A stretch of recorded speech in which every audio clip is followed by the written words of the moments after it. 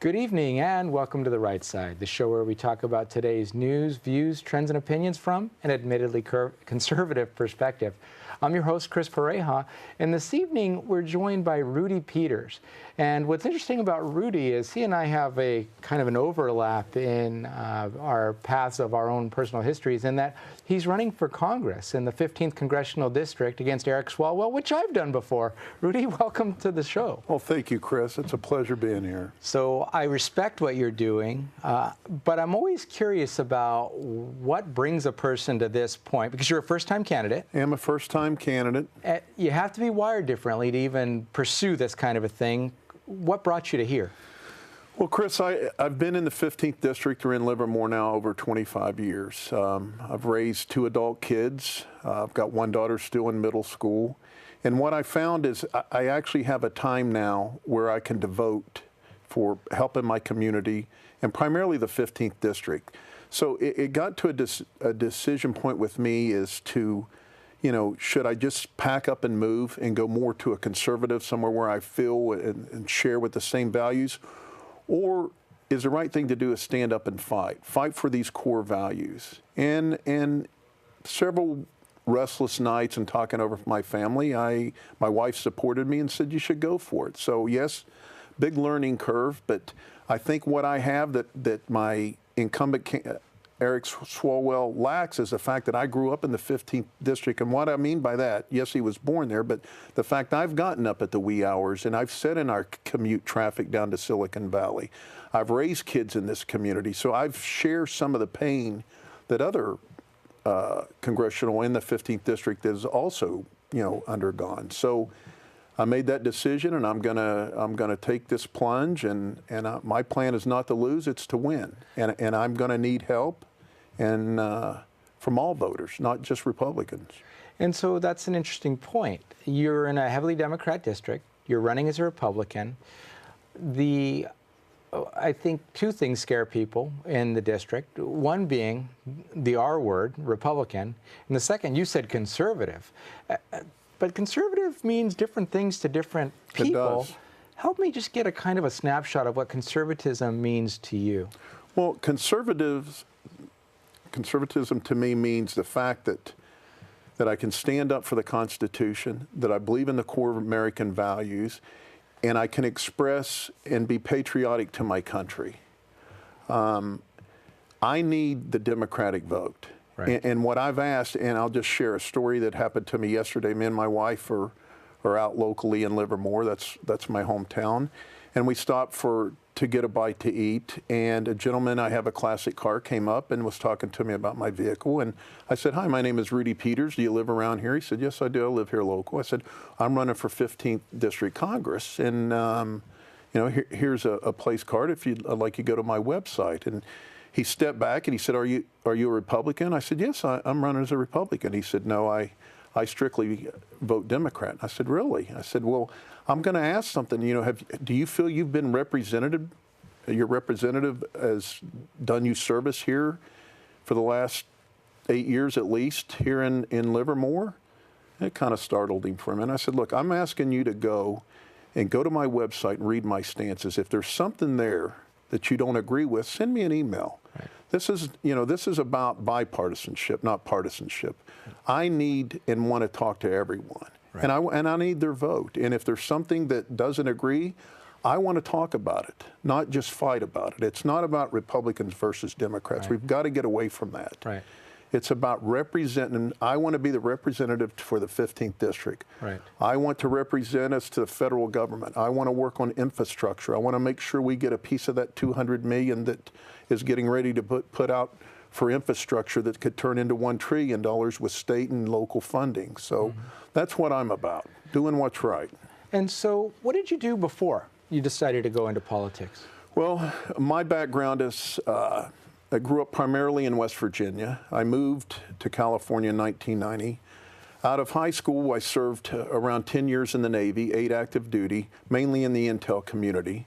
I've held a top secret clearance for over 30 years.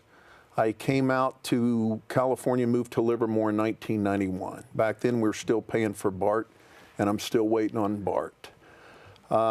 I worked at Lockheed Martin, General Dynamics, Sierra Nevada, even at Sandia National Labs, mainly as an engineer and later as even program director and as a program manager, managing big, large intelligence programs, upwards of $100 million. In 2013, I had an opportunity to cut down on the commute, and I started a service-disabled veteran-owned small business. I got injured in the Navy.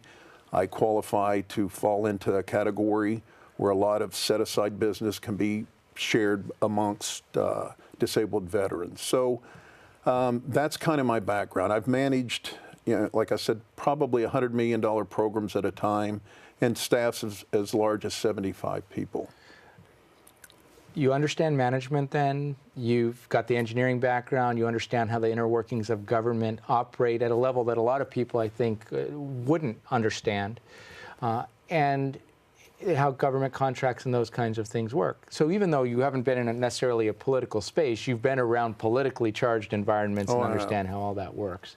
So I think that's interesting, because a lot of times people maybe come from a much more business-oriented or fully political side, and they don't necessarily have that mix. And so that makes you a little bit more interesting, I think. Yeah, I mean, I look at our national debt is at over $20 trillion. The Congressional Budget Office, I believe, estimates that within 10 years, that'll grow by $10 trillion. Right. I mean, fiscal responsibility, I call it, it's not a sexy topic right now. There's immigration, there's Second Amendment, seems to be at the top. But I think the late Janet Yellen, our reserve chair, said, I think a quote was something that this is an item, or this is a subject that ought to keep people awake at night.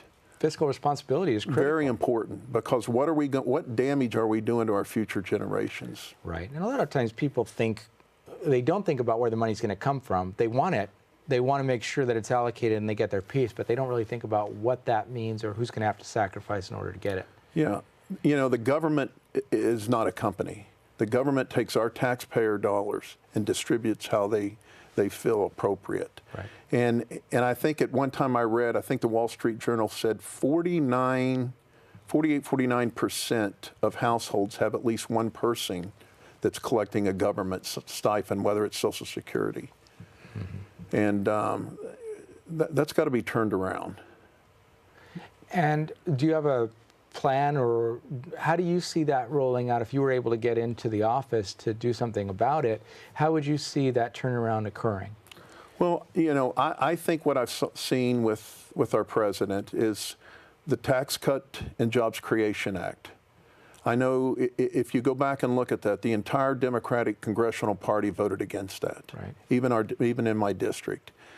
There's a lot of benefits for growing business out of that tax cut, not only individually. I had another person come to me and said, "Oh, that tax cut bill, that just helped the rich." Well, if you look at the higher individual income tax bracket, it was 1.1% reduction. Your child credit doubled, your individual deduction doubled for single and married. Right. And what we did that's more important is we've cut our corporate tax rate. And what we need to do is develop and expand businesses and bring jobs in here. Social Security, I talk a little bit about Social Security and the fact that I think from 1945 to 1965, the ratio of people collecting Social Security as far as paying in, there was 44 per 1 in the start of 1945. At the end of 1965, it was down to 4 payers and 1 collecting, and we're at 2.9. It doesn't take long to figure out that if that flips in the opposite direction, there are going to be some people who are counting on money that's not going to be there for them. And another fact that totally I was shocked is there is 10,000 baby boomers turning 65 years old in this country every day. Right. So they're going to be signing up for Social Security. And, the government has taken Social Security money and used it on non-retirement activities. That has to stop. And really what we've got to do is increase the base. And how do we increase the base? We expand, we hire more workers. Right. I was very excited about the tariffs. And there's bad and good to tariffs, I understand that. But strategic tariffs are important. But on hand with that, to me, is regulation. There's a lot of regulations out there that were political motivated and absolutely produce no measurable result. So when I think the president is looking at tariffs, I think we've got to look at regulation. We see I think I read somewhere else, we're going to be the oil king in 2018. If you look back in the 70s and 80s, when our dependency on Middle East oil was at an all-time high. So Americans have that entrepreneurship.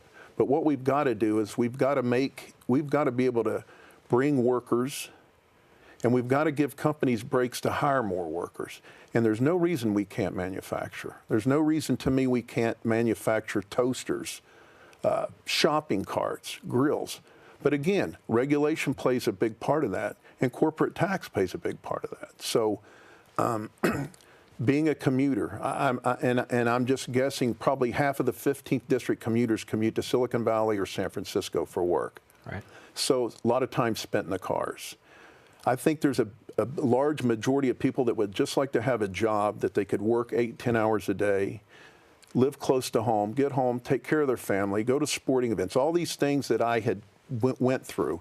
And where at that time I was so busy, like a lot of us, you pretty much put your head in the sand. It comes voting, election time.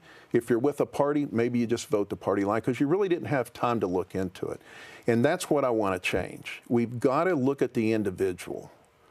Go look at that individual you're thinking about. If you're a Democrat and you're going to vote a Democratic ticket, take some time and go research that. See how that person voted. Spend a little time looking at their voting record, and you'll be surprised.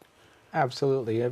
But as you mentioned, people don't often do that. They don't do the research. We talked before the show about a few topics that are of interest to you: protecting the citizenry, immigration law or reform, as well as the Second Amendment. Right now, there's a lot in the news about guns and how safe people feel they are or they aren't, and how do we protect our kids. What's important about that topic to you? What do you want people to associate with you when it comes to that thought process? Well, I support the Second Amendment. I don't think we're ever going to get rid of guns in this country. My issue, if you read about on my website, it's mental health. I think I read where, and I might be wrong on this quote, but 59% of the 185 mass shootings, not schools, were carried out by people that had mental illness or had signs of mental illness. If you take the recent Florida shooting victim, was reported 33 times, showed signs of mental illness. I mean, what my stance on the problem with shootings and violence is really a mental health issue. And where I've really looked into this, I have a son that's a police officer, and on a typical day, he might pick up several homeless, mentally ill people. He spends times to try to take them. Maybe they've threatened to harm someone or do destruction in the community. He picks them up. He takes them to the jail, Santa Clara Detention Center.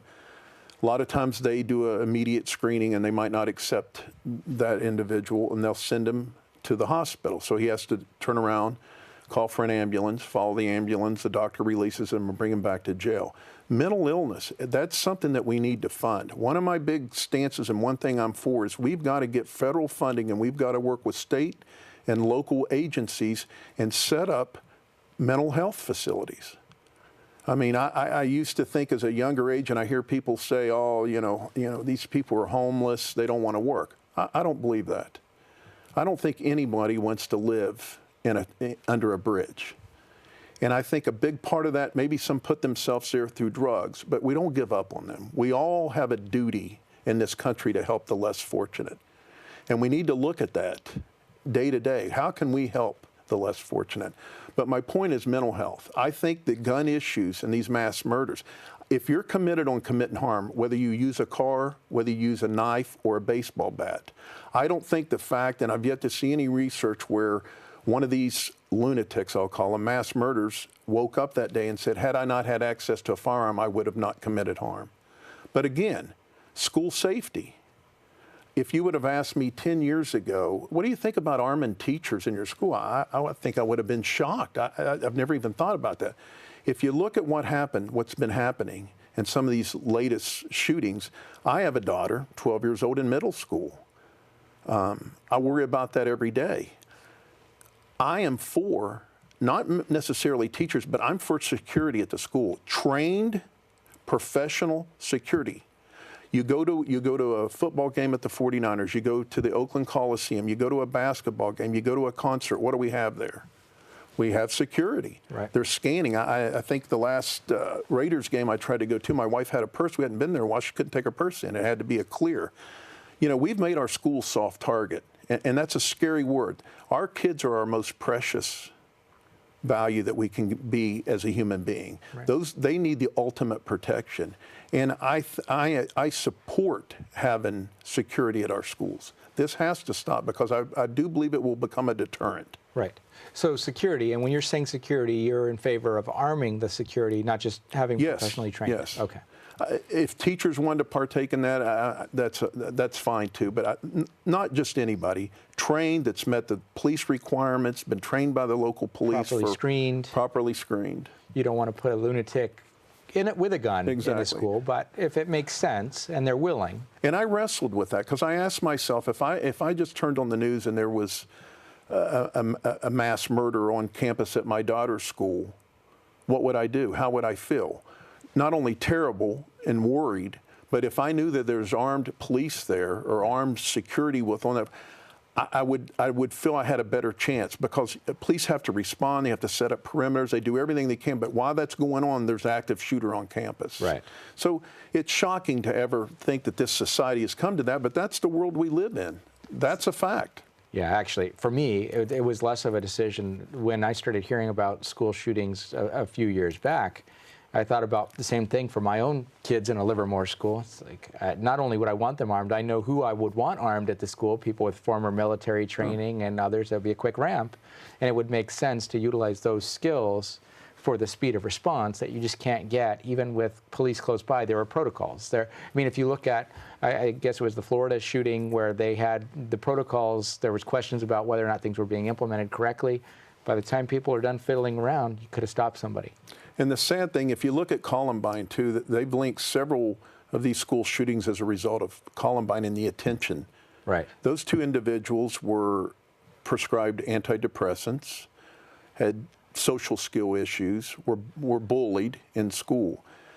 If you look at the school shootings after that, they follow that same pattern. Right. And we can't make our schools a soft target. Right. We've got to arm. That's our precious. That's our children. We've got to stand up and protect them. Right. And it's a shame it's gotten to that. But I mean, that's the fact. The world we live in today. Okay.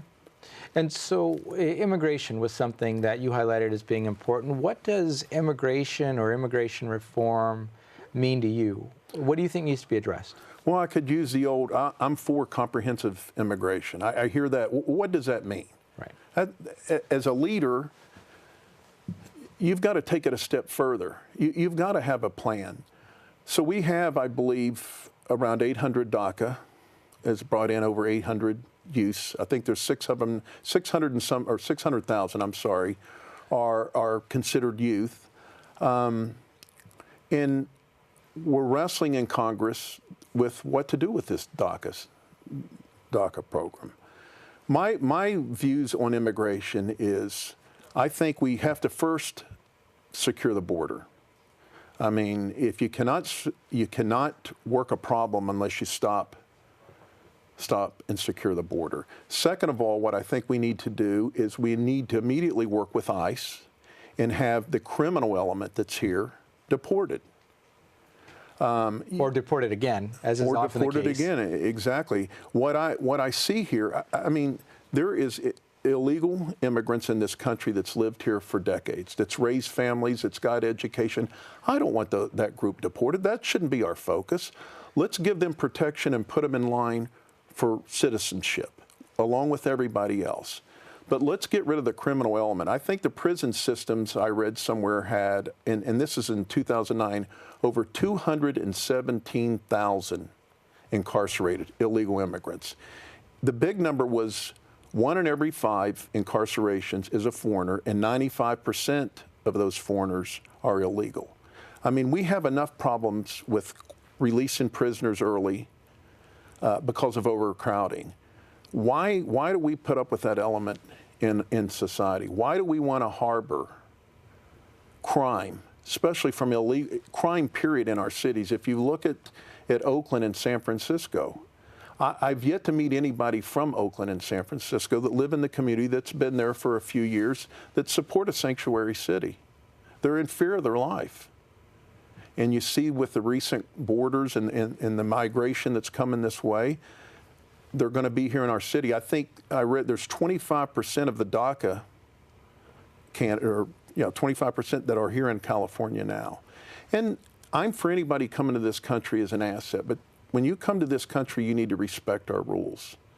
And I think over the 45 million people here on visas that expired in 2015, over 400,000 have yet to renew their visa or here on an expired visa. Again, that shows me you're not respecting American law. We give you a right to come over here and work, or we give you a right to come and visit our country, and you do not respect our law.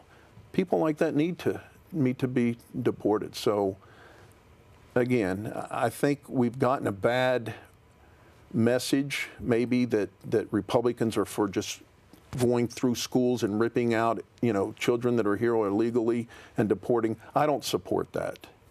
If you've worked in this country and you abide by the laws, you should be given, not necessarily deported, but you should not be a target of ICE, and you should be put on a list for legal immigration just with everybody else. You shouldn't be circumvented to the front. And I think that's fair. I mean, we don't need a criminal activity here. I mean, the drugs that are coming in from Mexico. I come from a town called Huntington, West Virginia. If you look on Netflix, there's a movie out called Heroin. Okay. It started with the opioid epidemic, and then later it's turned to heroin. It's devastated our community in West Virginia. So drugs coming in this country, it's clearly a pathway through Mexico. Right. And mules and everything else that bring them in.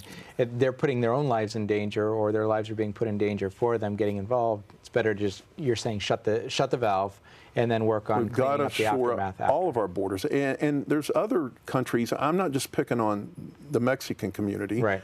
There's other foreigners coming through Mexico, terrorists coming through. We've got to up the vetting process. Right. And have a vetting process, and if you can't seal it up, then... And social media has taken over, as you know, this country. We need to vet social media of people coming into this country. That's an interesting topic. We're not going to have time to cover that, because I am curious about what you mean by that. But if people want to find out more about your thinking, go deeper into your thoughts, what's the best way for them to do it? Your website? Yes, www.rudypetersforcongress.com. Okay. And no strange spellings or anything else? No strange spellings. RUDYPETERS. Yes, .com. I've got 5 stances. I'm getting ready to put up my take on health care and really protecting Social Security and prescription drugs. Okay. Major issue. All right. Well, people can track you there. If you'll hold on for just a moment, Rudy, we'll be right back after a word from our underwriters, the Liberty Forum.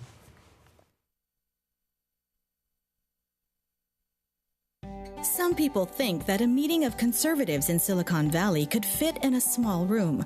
In fact, when the Conservative Forum was founded in 2003, we did meet in a small room, a coffee shop in San Jose. It doesn't get more grassroots than this. It may surprise you that there are thousands of people right here in Silicon Valley who share your principles of liberty, free markets, and limited government. Since our humble beginnings in that coffee shop, we've outgrown 3 meeting halls. From San Jose to Gilroy to Mill Valley, we bring hundreds of people together each month from all over the Bay Area to promote the principles of American liberty. How do we do it? It starts with a stellar lineup of speakers. Speakers like Steve Forbes, Senator Jim DeMint, Dr. Victor Davis Hanson, Lieutenant Colonel Alan West, Andrew Breitbart, Pamela Geller, and many others. These speakers passionately articulate our shared principles and remind us why conservatism isn't just the smart choice, it's also the moral choice. Our monthly meetings are only one dimension of the forum. We underwrite The Right Side, a monthly television show on cable access channel KMVT. We also host a monthly Constitution discussion group and provide tables at our meetings for more than a dozen local groups who share our love of liberty to promote their specific cause. The Conservative Forum is the premier place in Silicon Valley for conservatives to gather, become invigorated, motivated, and empowered. We welcome guests to our monthly meetings and offer special discounted pricing to first-time visitors. Take a look at our speaker lineup in the coming months and join us to learn why we say liberty is made in America.